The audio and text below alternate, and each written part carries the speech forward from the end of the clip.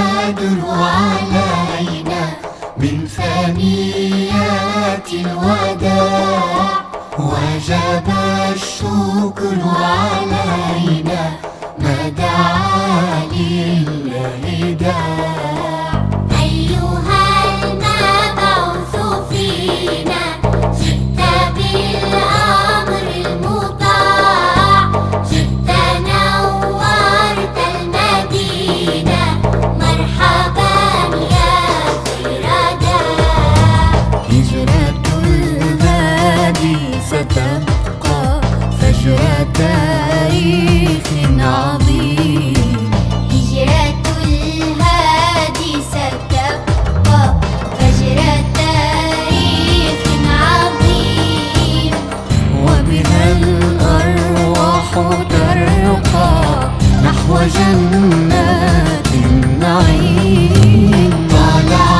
البدر علينا من ثنيات الوداع وجب الشكر علينا ما دعا لله داع أيها المبعوث فينا جئت بالأمر المطاع جئت نورت المدينة مرحبا يا خير داع مرحبا يا خير داع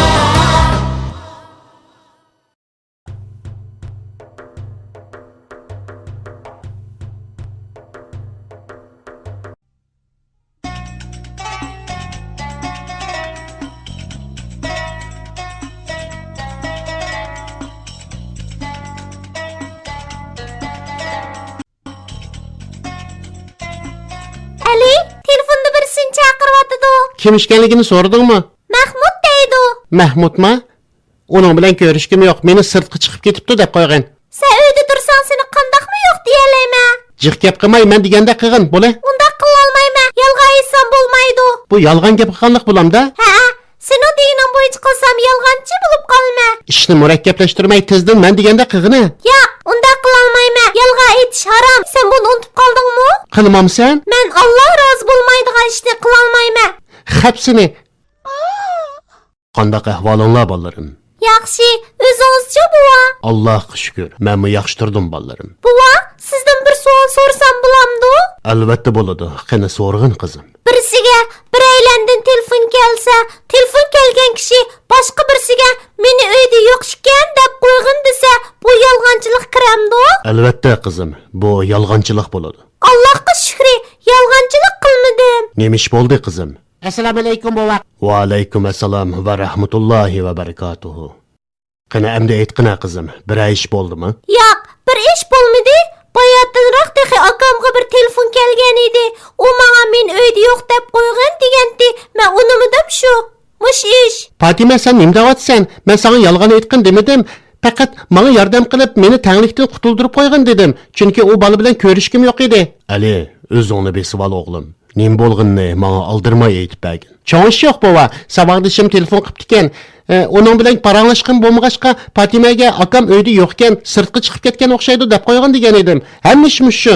Fatima deganimni qilmaganligi uchun uningga bek ochig'im keldi. Demak, Fatima sening deganingni qilmadi, shundaqmi? Shundaq. Bunda qilsam yolg'on aytgan bo'laman deb unmadi. Seningcha bu yolg'onchilik emasmi? Meningcha bu yolg'onchilikka kirmaydi. Chunki men hech kimning ko'nglini og'ritmadim. Mahmud bilan ko'rishkim yo'q edi. Shunga uning ko'nglini og'ritmaslik uchun Fatimaga meni yo'q ekan deb qo'ygan degan edim. Qara balam, bu qilganing yaxshi bo'lmabdi. Fatima to'g'ri qilibdi. Ko'ngli xolamagan ishni deb yoki birisining ko'nglini og'ritmayman deb bo'lsa-mu, yolg'on aytishga bo'lmaydi. Islom dinimiz yolg'on aytishni cheklagan. Yolg'on aytsak Alloh bizdan rozi bo'lmaydi. Payg'ambarimiz Muhammad alayhissalommi yolg'onchilik haqida bir hadisda mundaq degan: Haqiqatan rostchilik yaxshilikka boshlaydi. Yaxshilik jannatga boshlaydi. Odam rost so'z qilaversa, Alloh taoloning dargohida rostchil deb tutiladi. Yolg'onchilik bo'lsa, gunohga boshlaydi. Gunoh do'zaxga boshlaydi. Bir odam yolg'onchilik qilaversa, Alloh taoloning oldida yolg'onchi deb tutiladi. Rostchil bo'lgan kishilarga Alloh taoloning dargohida mukofot berildi. Hammamizning jannatga kirgisi bor, shundaqmi Ali? Biz uchun jannat eng cho'ng mukofot. Qani, endi aytqini. Yolg'onchilik qilsak, bo'lamdikan, bo'lmamdikan. Bo'lmaydikan, bova. Rahmat. Alloh sizdan rozi bo'lsin. Shunga mayli qanday ish bo'lishidan qat'iy nazar, yolg'on aytsak bo'lmaydi. Har vaqt rostchil bo'lishimiz kerak. Xatoligimdan savoq edib, buningdan keyin yolg'on so'zlamayman, bova. Alloh yordamching bo'lsin, bolam. Xo'sh, endi payg'ambarimizning hayotini so'zlab bersam qandoq deysizlar? Anglashqa bekmi taqozo bo'lib ketgan edim. Iymon etmagan mushriklar turlik eskilikleri orqali payg'ambarimizga qarshi chiqqandan keyin musulmonlar buningga qarata qanday tadbir qo'llangandi deb o'ylabdiman. Aferin qizim. Vaqalikni esingda yaxshi tutib olibsan. Yana kelib oxir qandoq bo'lgandi deb qiziqib o'tibsan. Bek qiziqib qelyapman. Undaqda boshlaylarmiz. Iymon etmaganlar payg'ambar alayhissalomga to'xtamasdan har xil aziyatlarni yetkaziverdi. Abu Jahl kofirlarning katta beshi edi. Bir kuni payg'ambarimiz va sahobalar Ka'baning yonida namoz o'qiyotganda Abu Jahl xalqni quturtib namoz o'qiyotgan musulmonlarga hujum qildi.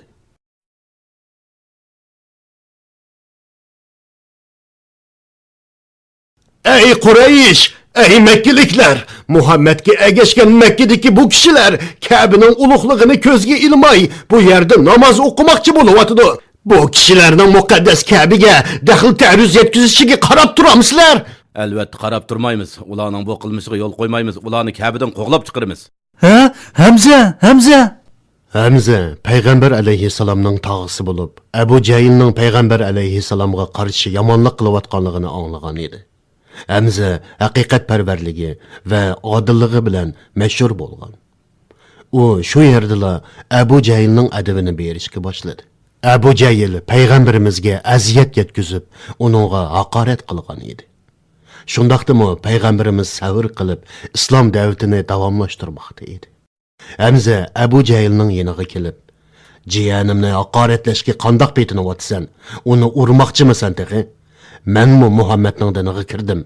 U nima desa, men uni qo'llayman" deb o'qiyasining uch tarafi bilan Abu Jahlning beshiga urdi. Abu Jahlning beshi qonab ketdi. Hamza, "Nochi bo'lsang Muhammadni yana bo'zaq qilib boqmamsan" dedi.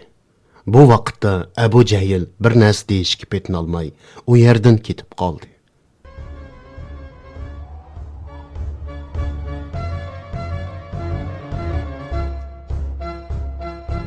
Qurayshning palvoni Hamzaning musulmon bo'lib Muhammadga ergishib ketadiganligini hech kim o'ylabmi baxmagan bo'lg'aydi.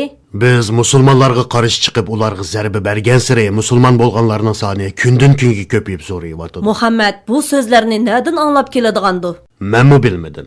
O'qishni, yezishni bilmagan bir odamning shoir, notiqlarni hayron qoldirgudek darajada adabiy so'zlarni qilishi kishini o'ylantirdi. Adabiy so'zlar bo'lsa mayli to'g'ri. Nodon xalq bu so'zlarning Allohning kalomi ekanligiga ishinib qilyapti. Sirliq kuch-quvvatga ega bo'lgan bu odamga endi qandoqmi tankilalarimiz kintang. Muhammad kishilarni ostidan o'stanglar eqib turadigan jannatga kirsilar deb aldayotganligi uchun kishilar uningga ergishib ketyapti. Mushriklar payg'ambar alayhissalomga va uningga ergashgan har qanday kishiga qarshi edi. Ular har xil hiyla mikrlari orqali payg'ambar alayhissalomni yo'lidan qaytarishga urinadi. Uning bilan munozirlashadi. O'zlari mat bo'lsa-mu, yana uni haqoratlab masxir qilishadi. Mushundaq munozirlarning birida mushriklar payg'ambar alayhissalomdan o'zining so'zlayotganlarini isbotlash uchun dalil ko'rsatishini talab qildi. Payg'ambar alayhissalom ularning aziyatlariga pisandmi qilib qo'ymaydi. Hammaga sabr qilib o'tkazib o'tadi. Chunki Makka mushriklari jahil va tarsa kishilar bo'lib, Alloh ularga qiyomat kunigacha kuchga ega bo'lgan Qur'onni nozil qildi. Bismillahirrahmanirrahim.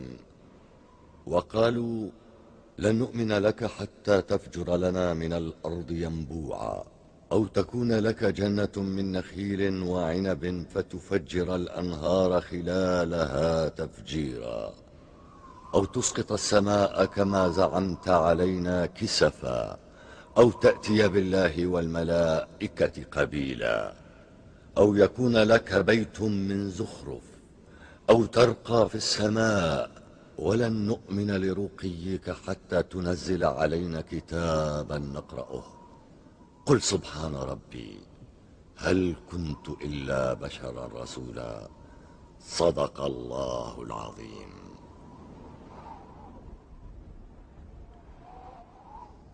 Abu Cahil ko'rinmaydi-ku, nega ketdi? Qara, ana ovi yerda. Qo'liga tosh ilib opdi-ku. Qo'liga tosh ilib Muhammad bajoyiga ketib o'tibdi-ku. Abu Cahil, to'xta deyman.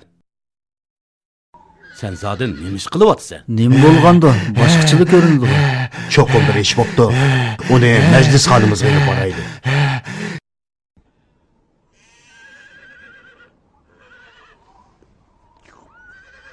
Nima bo'lganda? Boshqachilik ko'rinadi-ku. So'ramag'in g'alati bir maxluq ko'rdim. Muhammad Ka'baning oldida sajdada edi. Beshiga tosh bilan uray deb tursam, oldimga bir bo'g'ri to'gi paydo bo'ldi. Umrimda bu suratlik to'gini ko'rib boqmagan edim.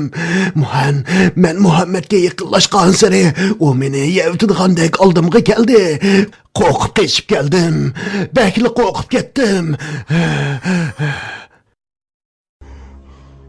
Ey xaloyiq, quloq solinglar.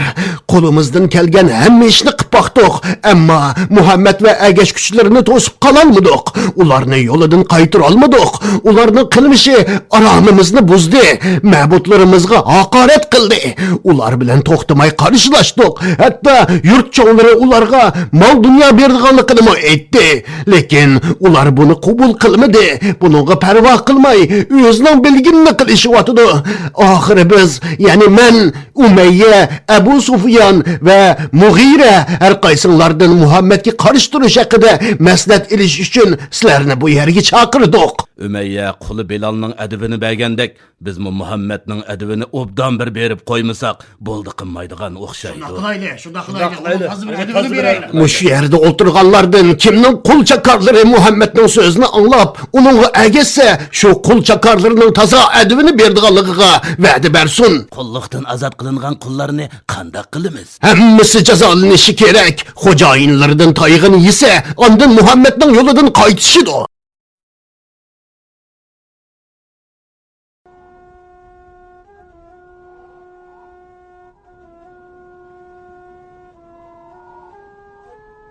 Qarindishim, sabr qilgin. Ya shahid bo'lamiz, ya haqiqatni namoyon qilamiz. Alloh biz bilan billa. Payg'ambarimiz yinimizda. Tunigun texi payg'ambarimiz oramizda o'ltirgan Yasirga sabr qilgan, sabr qilishning mukofoti jannatdir degan edi. Ular bizni bakmi qiynayotidi. Alloh taoloning munu oyatini aslanglar.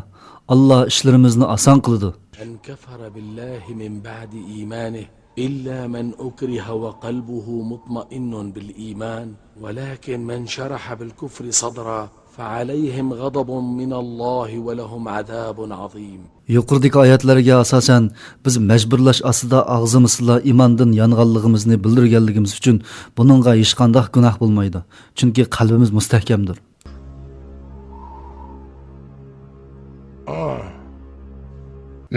Ture, seni jannatinga yo'lga sep qo'yay.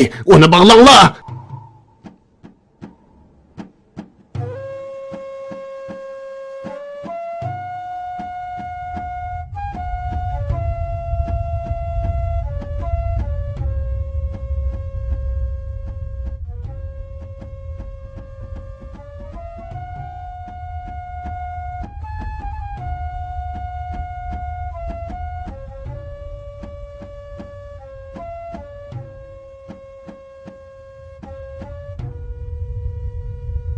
Mana mavi ilahimizga iman et. Allohga iymon etaman. La ilaha illalloh Muhammadun Rasululloh. Allohdan boshqa iloh yo'qdir. Muhammad alayhissalom Allohning elchisidir. Allah'ın küçük bu ya ki bizden ma'budlarimiz mı? Sana bir bildirip koyay. Mana emse. O't yoqib tayyor qildim begim. Endi no'chilig'ingni bir ko'ray. Qani qanchalik chidaysankin, buning putqulini yeshib, o'tqa qaqlanglar. Alloh xolisa, sizlarga bu voqeaning oxirini va yakigoni Allohga ishongan musulmonlarning qandoq azob uqubatga yo'liqqanligi to'g'risidagi voqelikni aytib beraman. Endi hammamiz birlikda namoz peshinni o'qiylik.